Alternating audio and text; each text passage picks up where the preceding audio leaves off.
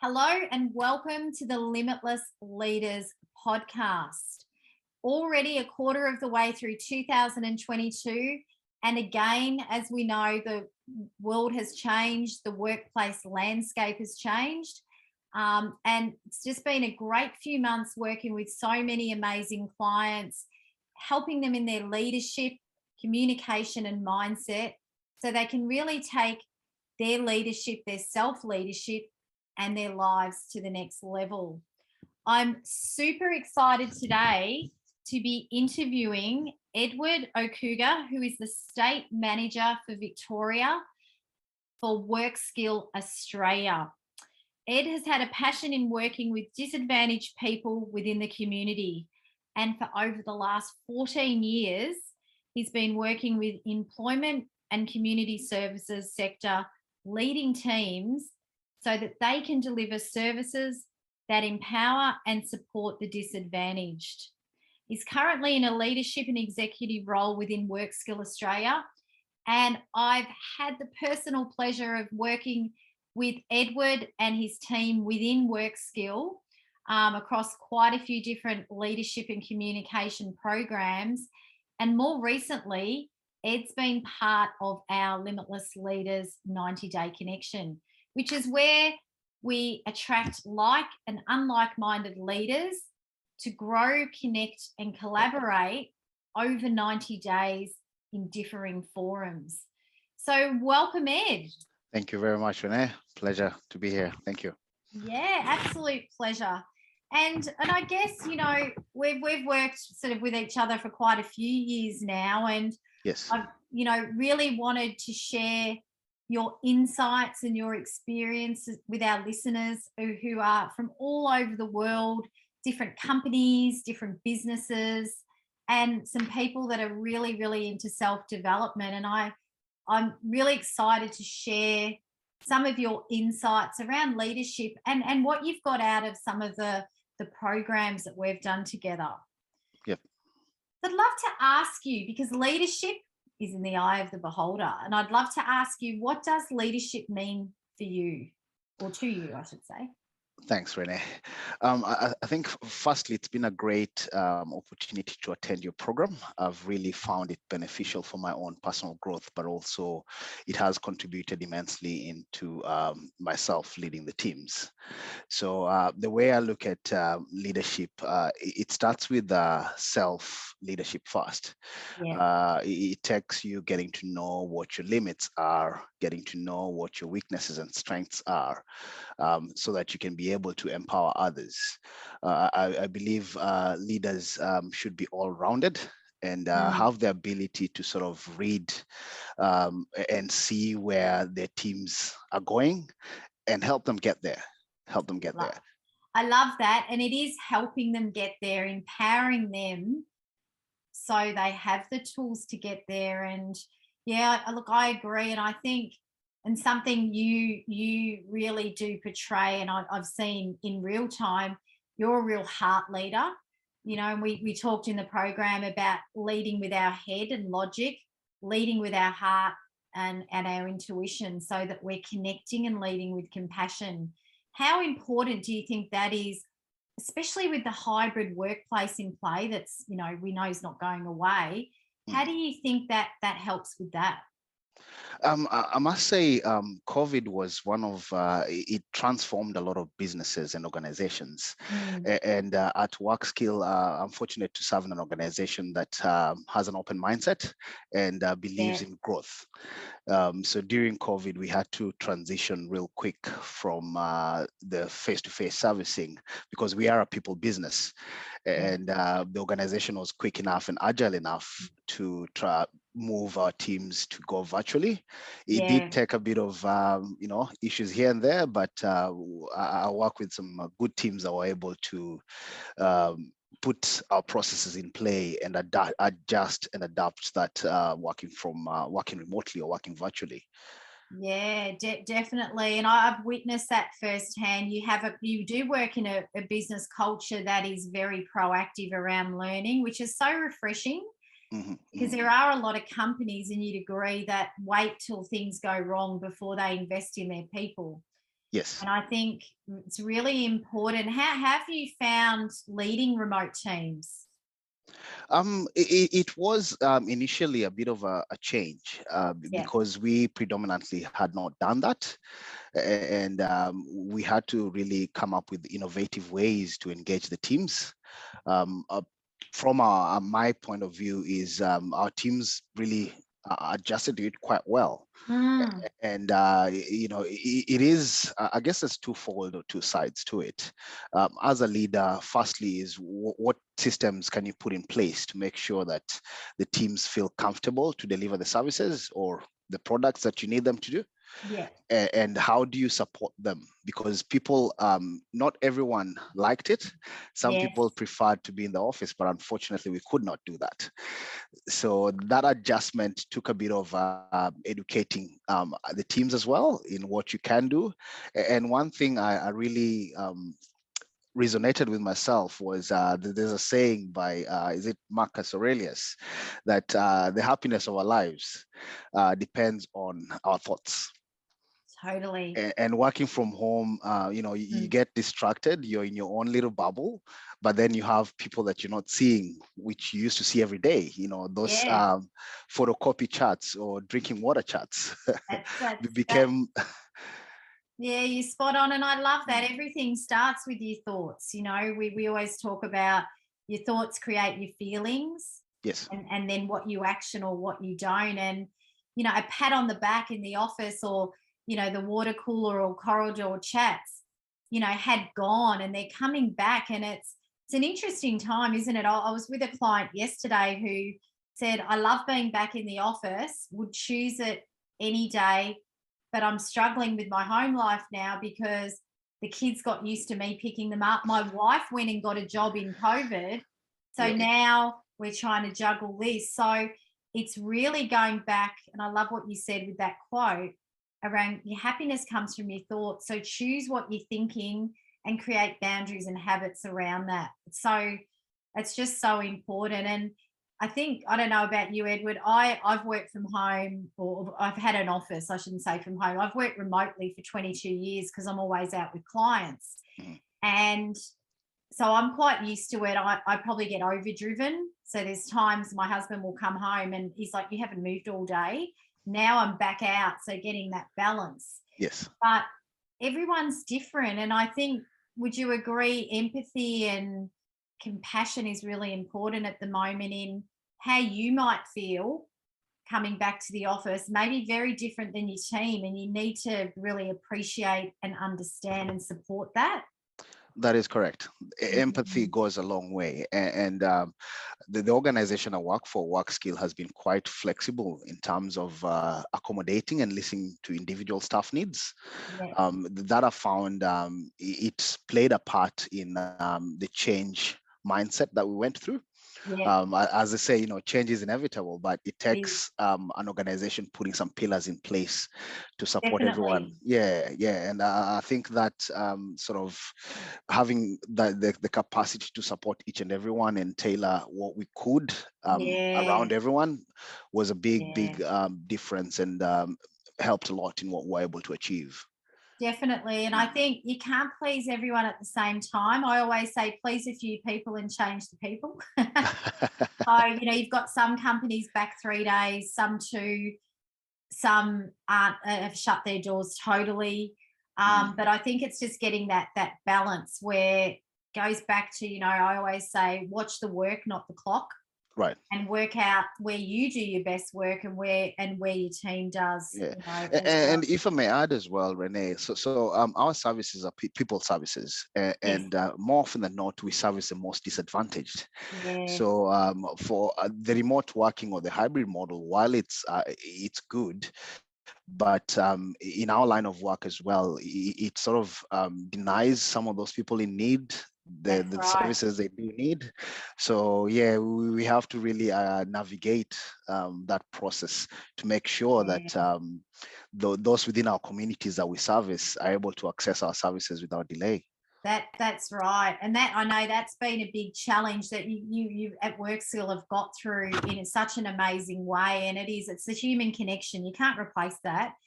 And Correct. especially people that are on their own or disadvantaged, or have impairments, you need to be able to reach out, which is so important. Yes. So I would love to just ask you around what would you say are 5 key traits or qualities that you think a leader right now should really be embracing and deepening and developing? Um, yes, thanks for that, Renee. Firstly, I think every leader needs to be one, self-aware of yourself, but Yeah, also the awareness of your teams. yeah, Where are they, and what are they going through? So understanding that makes it a bit not easier, but makes it manageable, so that you can support them where they need to. love that. Um, So yeah.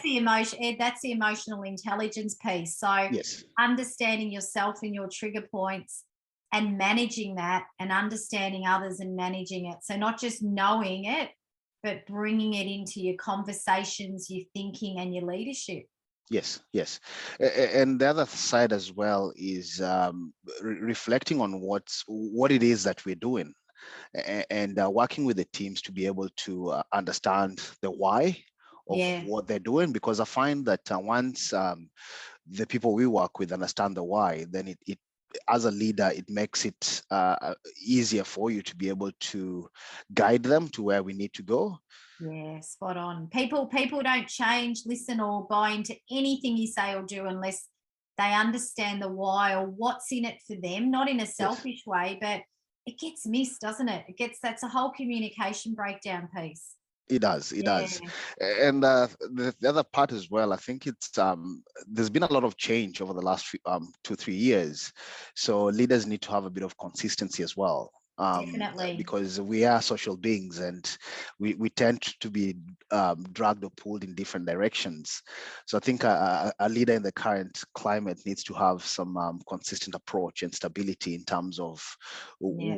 where it is we're going, because it is a long journey, Eh, and that journey requires that step-by-step guidance. Yeah, I love that. I love that. The stability piece and the consistency piece, and they're obviously interlinked, Yes. I think is something that's getting missed a bit. And, I always say if we're looking at change or going through transition, we need to have some things that are stable to focus on. Yes. We need to focus on what's not changing to help us sometimes deal with what is. And there's a lot of people around, and I'm sure you've come across some that have got what I call it's almost change fatigue.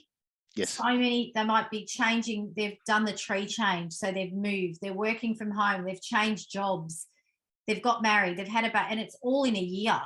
Yes. And as a leader, and we've all been guilty of it, you can look at those people and go, they've stepped back, they've turned off, but they're just exhausted. They can't take any more change. So I think that's something for listeners out there, for yourself, because we're all leaders of self, or your team or business, is really, have a think about bringing some things in that are routine and stable, some habits, so that when things do change, there's some solid tasks, mindsets, and things that people can gravitate to. Certainly, Renee, certainly. Yeah. And the other two things that I think are quite critical for leaders in today's climate are optimism. Oh, yes. You A know leader what I has to think be about that. it was one of the amazing chapters I read in your current book as well. So I thought, as a leader, there's a lot of negativity around us as well. If for those who watch news and stuff, there's all these things that can tend to pull you down, or Yeah, make you feel like everything is doom and gloom. But I think being an optimistic leader requires you to see through that, love it. and there's always light at the end of the tunnel.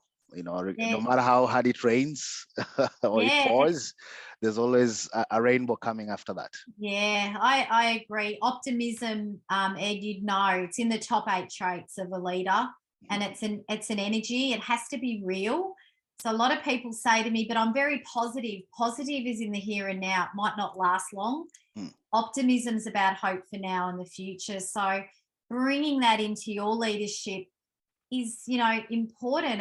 It's being optimistic. It's looking ahead. It's focusing on what you have done, not what you haven't done. That's right. What would you have a tip? Because you're always smiling, Ed, and you would be in the top optimistic leaders I've worked with. What helps you, in times of adversity to stay optimistic? For me, I think firstly is looking at what I'm grateful for on a daily Gratitude. basis. Yeah, Gratitude goes a long way, yeah, and every single day I'm grateful for something. yeah, And I find that that plays a part in how I lead and how I work with my colleagues or yeah, other partnerships that we collaborate with. There's always something as leaders we need to be grateful, just not for our teams or what they do as well, but there's also look at the individual as a person as well. yeah, Can you sort of, I think it's infectious. If we all did it, then is. we probably have a better place in the world. It definitely is, and I think that it's an energy, right? So it is contagious. They say be infectiously optimistic to create a culture that's connected, and I think that's such an important thing in life and leadership. And I get some people go, but how can you be optimistic all the time? And I'm saying there's days we're flat. Let your team know, but just don't make it every day. Yes, yes, And you agreed. mentioned gratitude, Ed. Gratitude to me, gratitude and resilience underlie optimism. So Mhm. if you're looking at ways to get optimistic, like what you just said, what are you grateful for? Straight away, your mind will focus on what you do have. And usually, if something's not great, it will dissipate in your Yes. thoughts. So I think gratitude is ideal. And I actually just wrote something that'll be coming out soon on the best retention strategy is to create a culture of gratitude. People want to feel appreciated, recognized. They want to celebrate success. Now you're back in the office where you can be. It's even easier to do in real time physically. And what That's was the right. last one, Ed? So hope, having hope. Hope. Yeah. Yeah, I think every day that as a leader, you have to have hope that what you're working towards as a collective, it can you can do it. Sometimes people may look at things as impossible, but the word itself says I'm possible. So, Yeah. A so nice reframe. A reframe. correct, Yeah. correct. Reframing the mind and just having a different thought to it makes a big difference. So powerful. The mind, don't get me started, we'll be here all day. The mind is so powerful. I mean, even reframing, it's really hard having juggling working from home and going into the office. I just say it's unfamiliar. You're not used to it. And it can change the way you approach it. So Ed, you joined the Limitless Leaders Connection, which is a program we run every 90 days with a different theme every 90 days. And we've just completed the first one, Lead Self, Yes, which was made up of a interactive face-to-face workshop, which was so exciting to all be back in a room. Some it group was. mentoring, a group mastermind session, and some one-on-one coaching in there. I'd love to ask you what made you join the program, and what did you hope to achieve? Thanks. Renee. I think, not think, but I know firstly, leaders need to be able to learn and grow. And Mm, when the opportunity arose for me to join the program was more so, what can I learn from this? yeah, Because we all get set in our own ways, but there's always different ideas and different ways that you can think of doing different things. And joining the program, meeting with the different leaders from different industries, it was also refreshing to get to hear their views and get to learn more how they do things, or how mm, they empower their teams more. And what I got out of that was being able to adapt and adjust also how I do things with the teams. yeah, And I learned that it's over that period also, I learned that it's quite important to be able to empower those that create more leaders, yeah. Create future leaders. create more future Yeah, leaders, and yeah. having an environment that can nurture that, being able to give people that space and room to grow. Definitely. So that those are some of the things I found really important with in participating in the program, and I'd Yeah. highly recommend it as well for anyone Oh, who. thank you. Yeah, it's the reason I created it was obviously I've done thousands of programs in companies, which is what I do and I love. but I just thought, how good would it be to get people from different industries? And I think we had 9 different industries in the room. Yes. And what's come out is what you've said. You've got different insights. So it's not just coming from me, it's the group.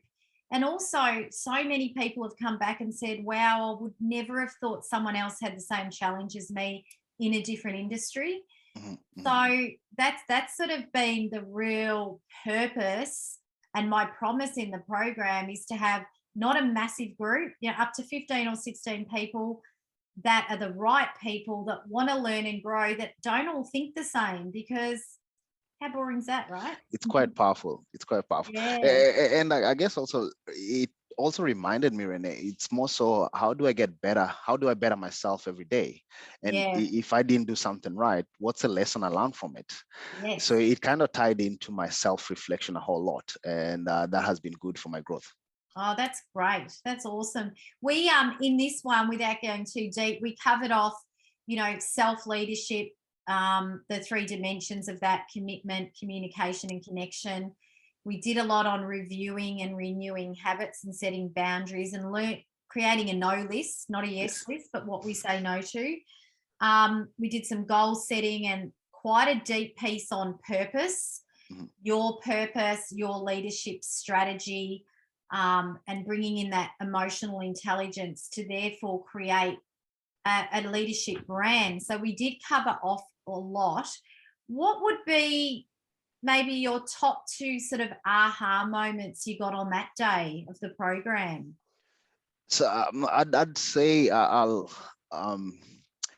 I'll merge 2 things. One was this fear of responsibility. I Yeah. found that to be like a light bulb moment for myself. Mm, And the other one was optimizing self-leadership. Those yeah. 2 really were moments where I reflected during the process, and I was like, oh, it's time to change 1 or 2 things, or Yeah. do 1 or 2 things differently. So I'd say those 2 really resonated with me, and I went back and did a bit more reading on them. And thanks to the material you provided as well, was able Oh, to that's okay. do Yeah. some work on it by myself and see, okay, how can I adjust or change my approach with the teams as well. Yeah, definitely. And yeah, and I also like to say I'm always a student of the leaders before me as well. And I work for an Mm. organization that has some good leaders that have been able to I guess give me some knowledge that I've been able to also blend with what I've gotten from your program as well. Yeah, and that's what it is. It's a journey, it's a Yes. bit cliche, but the leader you are now and I am, in 10 years, we'll look back and go, wow, look how much more we've learnt.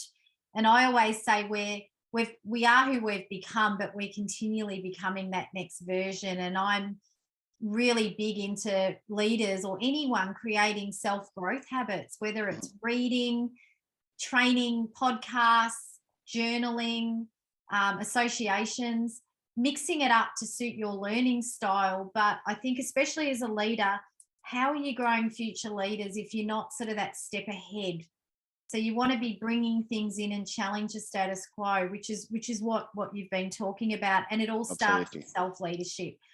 I think the last 2 years, many people have just gone into survival mode, and my Very true. team, my team, my team, and have forgotten, what are my values? Why am I doing what I do?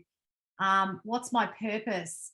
What are my strengths? Am I leading with my strengths? And that's why that whole 90 days was about that. With our next 90 days, and anyone listening, you can register your interest. It's all going to be about leading people, and the next one's going to be leading change in teams. Mhm. So the program is evolving with the market, so it's nice and fresh and above all relevant. So Fantastic. if you had to name one, or just a key thing that you've taken away and implemented from the program, whether it's worked or it hasn't, what sort Mm. of has been something you've put into practice? Because knowing is one thing, as you know, doing is where the magic is. Definitely, Renee. One thing I think I'd say, coaching is very important. Yeah. Coaching those, making those upcoming and emerging leaders is quite important. Sharing information. I believe as a leader, you need to share the information you have, and pass it on to someone else, and so that they can use that information as well to better themselves and help Yeah. improve on their own delivery and approach.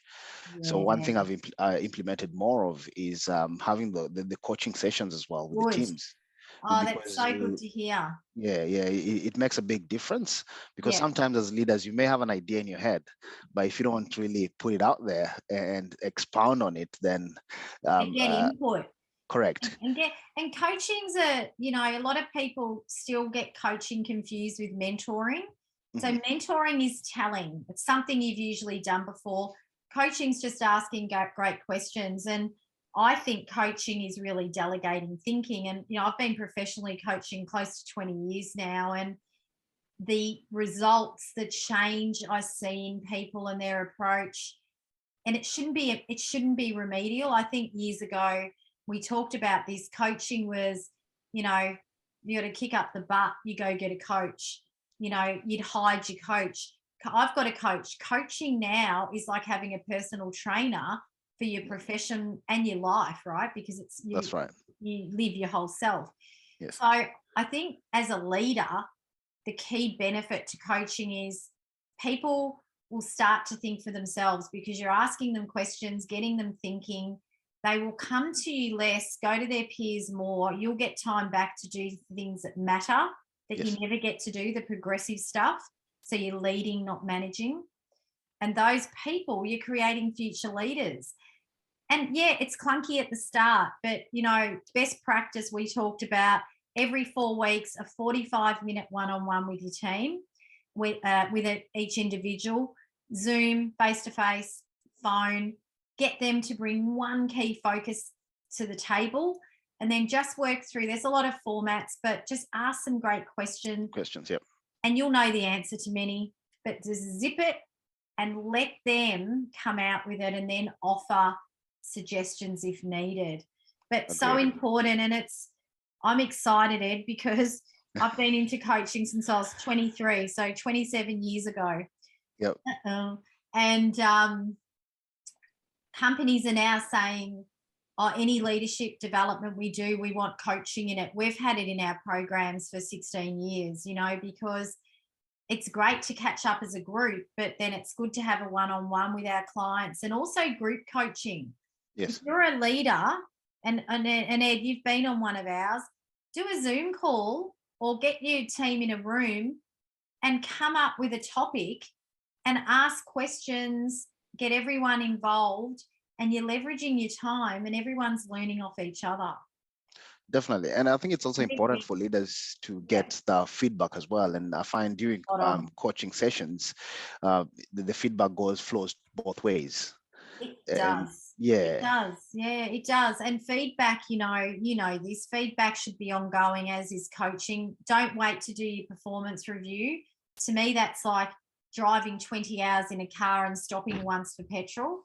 Stop off, find out things along the way. There shouldn't be any surprises, and you need to catch people out doing things well. Agreed. So what have you enjoyed about for our listeners out there that might be thinking about the program or looking at it? And we run this program in companies, but the public program, well, I'll give you details at the end. The next one starts on May the 12th.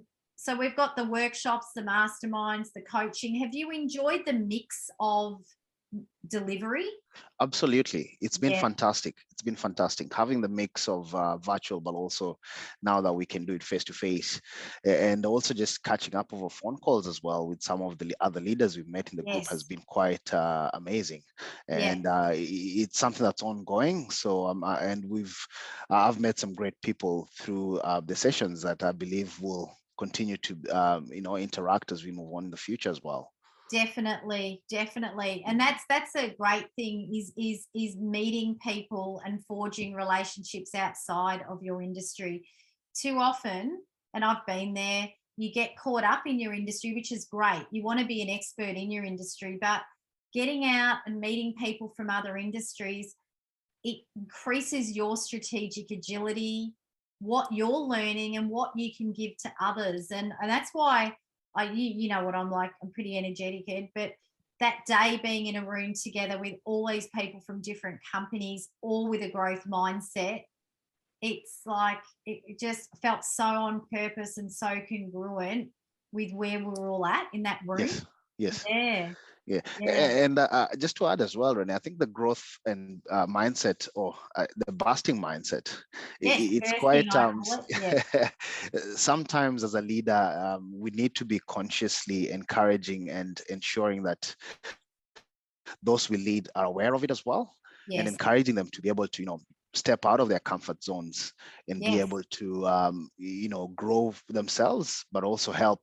It's a rippling effect. It's a rippling effect. That's, yeah, you're spot on. And, get comfortable getting uncomfortable. I mean, if no one's been uncomfortable in the last 2 years, I'd be surprised if you're listening. Yes. But the biggest growth comes out of air quotes, I know. Mm.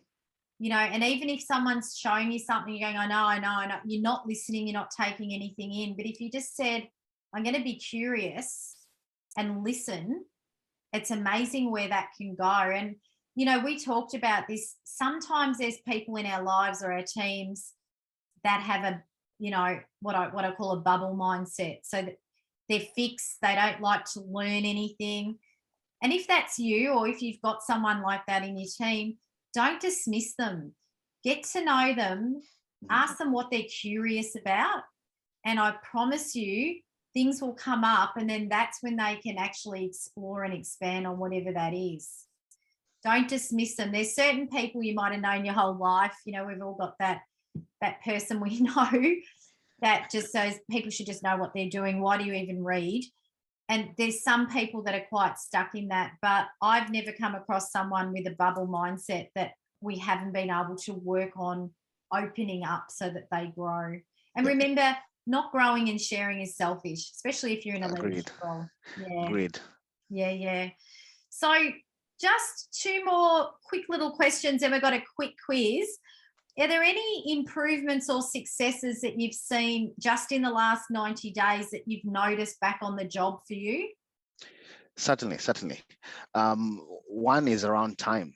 Yeah. Most leaders, it's the time factor Yeah. that always takes a big chunk, or not having time to do a certain thing.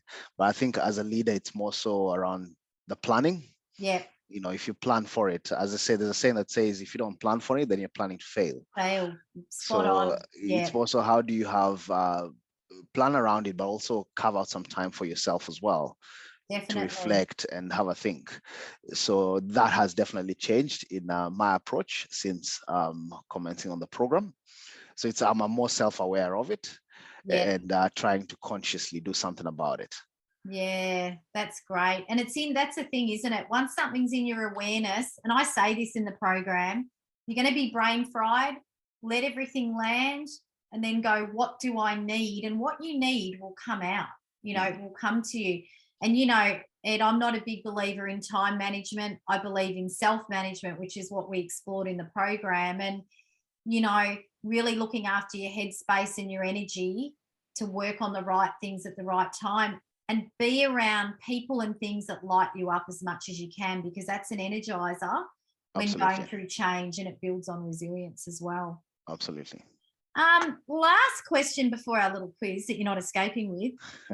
What would you say to, another leader, executive, or business owner considering this program, or, struggling with challenges such as being time poor, managing, not leading, not making the time to sort of learn and grow? What would you say to them about your thoughts if they were thinking about the program, the next one? Yes, Renee. Firstly, I'd say have an open mind. We all don't know everything, and we learn something every day. Yeah.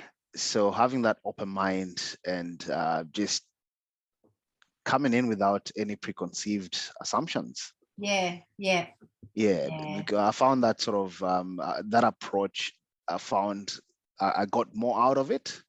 And just also being able to look at the other industries. Yes, they're not the same as the industry I'm in, but listening to their challenges and their solutions, and I found that kind of correlated as well to what I do.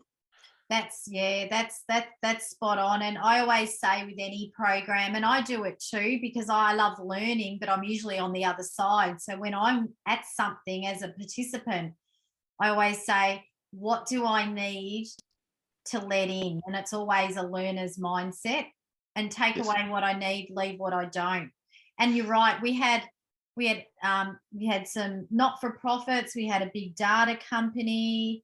We had an alcohol company, a virtual reality company. So Yes. really diverse, and a lot of those people are coming into our next program, which is exciting, with a few new people from building and construction coming in. Fantastic. Really exciting. Yeah. And I think the second one as well would be it did help knowing the why, because sometimes in different, as a leader, if you, I think the why is important.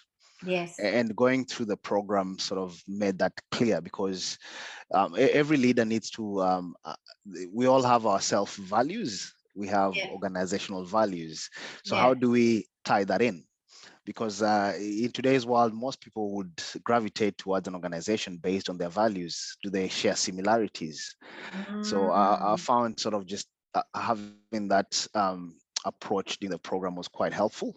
Yeah. It got me reflecting on my own values, and also reflecting on how my own values tie to the organizational values that I work for. Which is so important. Yeah. Very important, very important. Yeah, and we did do a lot on that, purpose and values, because your values are the linchpin to every decision you make. And you don't want values to be stuck on a wall or a mug at work. I always say to anyone listening with a team, just write your values up, team values up. If you don't have them, create them on a flip chart and say to everybody, how are we living each of those values? 1, we're not living them. 5, we are. Where do we sit? What can we do to bring them to life? And Correct. everyone can walk away with one thing to do, and there'll be such a difference in the energy and the contribution. And the big thing, Ed, you'd probably agree at the moment, a lot of people, just with the hybrid transition, they're saying there's no collaboration, it's all over the place. Get your team together, create or talk about something together, and the output of that to me is collaboration. Agreed 100%. Don't go in and go, today we're going to be collaborative. Go in and do something together, get buy-in, and the collaboration is just the byproduct. Yes. Yeah. And leaders need to, talk it, but walk it as well. Yeah. So our actions always scream louder. Yes. Spot on. So now for some quick trivia. What is your favorite word, Ed? Gratitude. Yeah, beautiful. Love it. Absolutely love it. And do you bring that into your decisions and your life, like ongoing?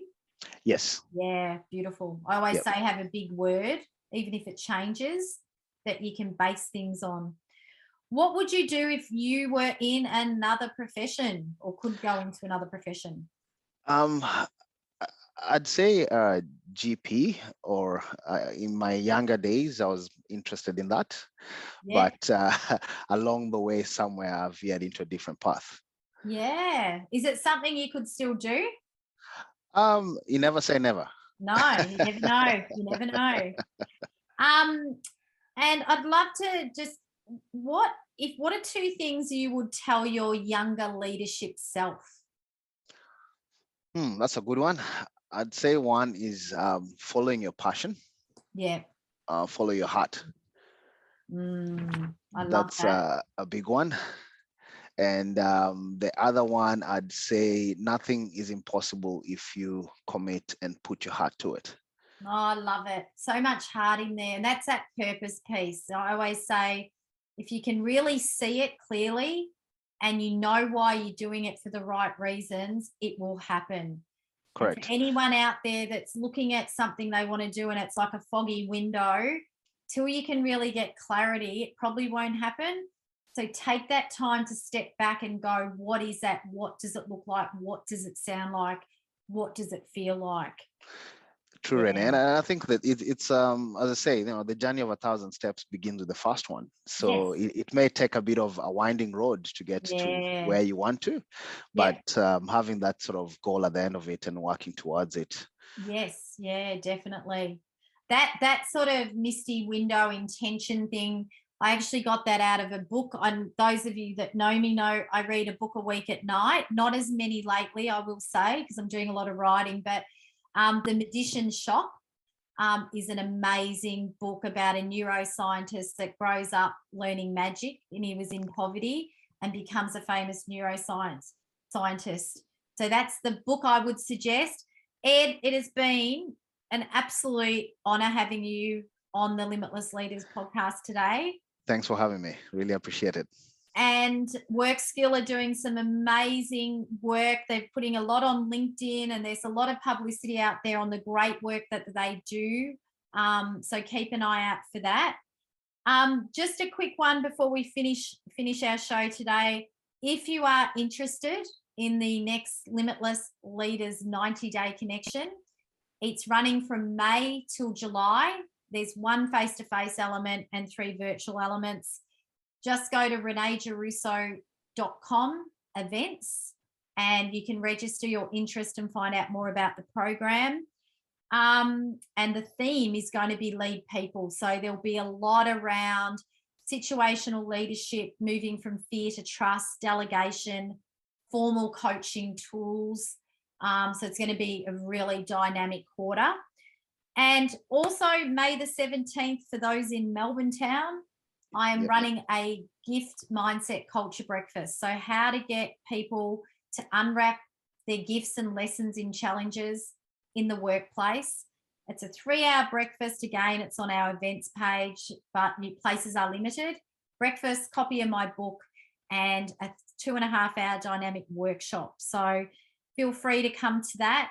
Again, thank you for everyone that's listening. Keep your feedback coming in. If there's any guests or topics you'd like to know more about, please let us know.